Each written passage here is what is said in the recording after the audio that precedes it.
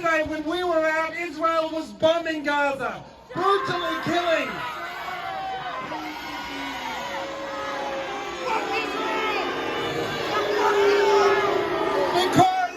Because of people like you.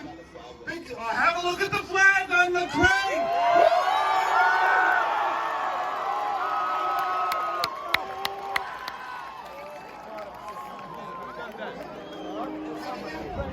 Because of people like you in Sydney, in Melbourne, all over Australia and the world, Israel was forced to stop the killing.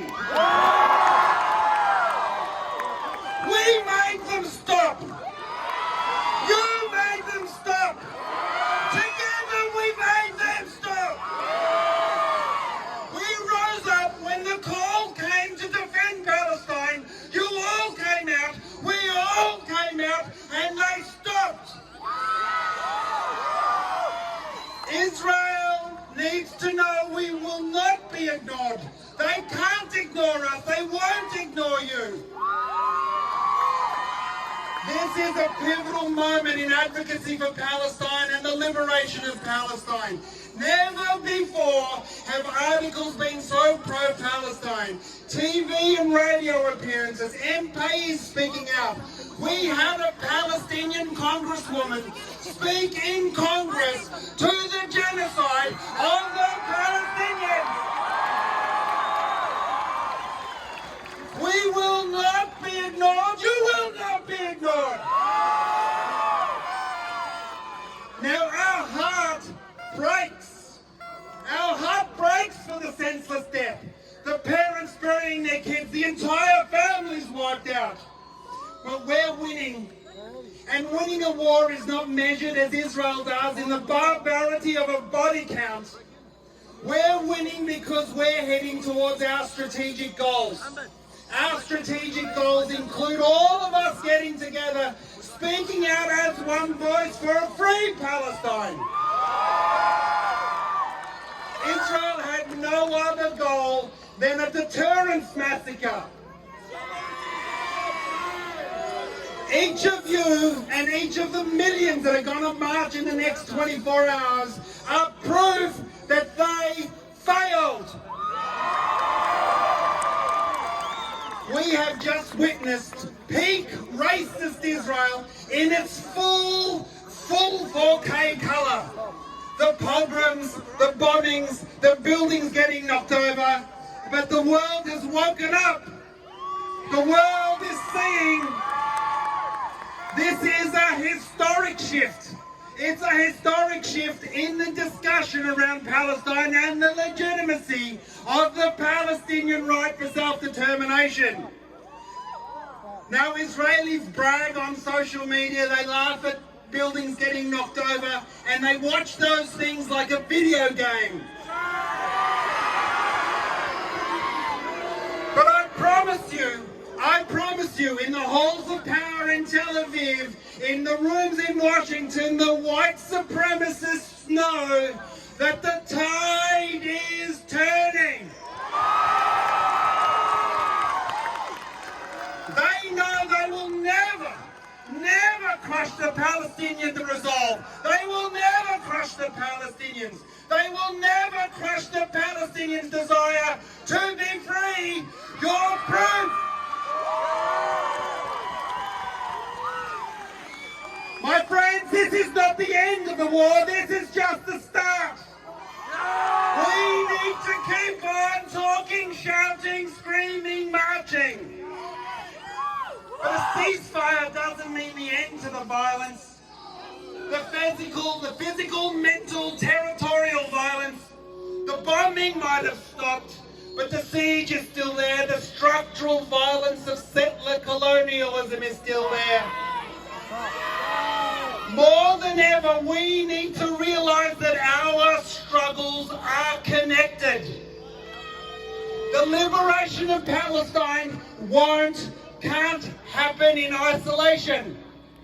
Our liberation there is connected to the liberation of our brothers and sisters here. Our brothers and sisters, our Indigenous brothers and sisters here. Our brothers and sisters in West Papua. in the Americas, the Uyghurs, the Rohingyas, the Sahrawis. They're all indigenous peoples fighting for justice and self-determination. And I want to thank each of their communities for being here. We thank you, because our struggle, your struggle, is a struggle against imperialism. It's a struggle against racism. It's a struggle against hegemony, but together we can win. Now, my friends, we have to stick true to our goal.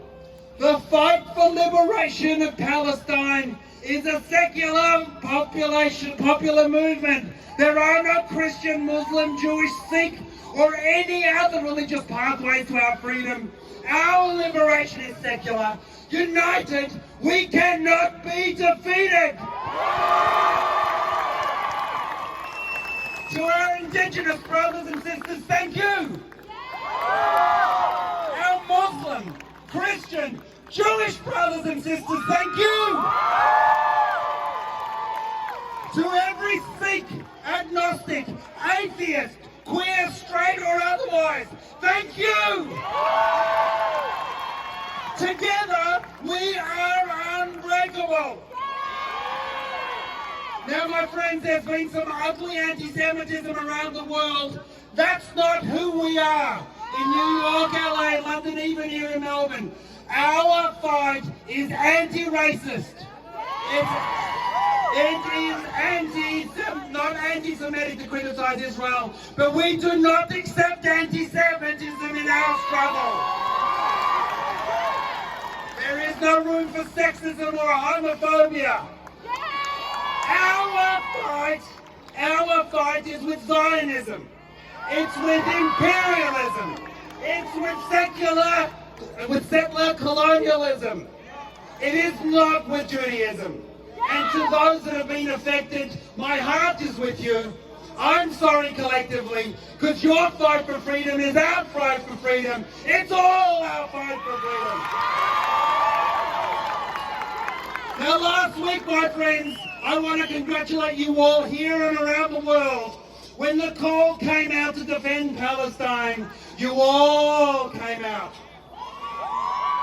To the amazement of the entire world, the Palestinians in Haifa, in Ramallah, in Gaza, in Nablus, in Lebanon, Syria, Jordan, Egypt, everywhere in the world, we stood up to defend Aqsa,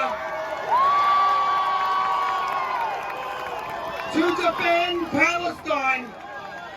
And let's make no mistake, Jerusalem is the eternal capital of Palestine. We know they can't beat us, we know we can't be defeated. But Palestine doesn't need your pity. Palestine needs your advocacy. We need you to stand up and talk out and speak out. We don't need a ceasefire, we need a cease siege. We don't need a ceasefire, we need a cease occupation. We don't need a ceasefire, we need human rights. We need our freedom. Free, free Palestine. Free, free Palestine. Free, free Palestine. Free, free Palestine. Free, free Palestine. Free, free Palestine. Free, free Palestine. Free, free Palestine. This is not over. Are we done? No. We're not done. The Victorian state government currently has a $6 million contract with Elbit Systems, which is an Israeli defense company.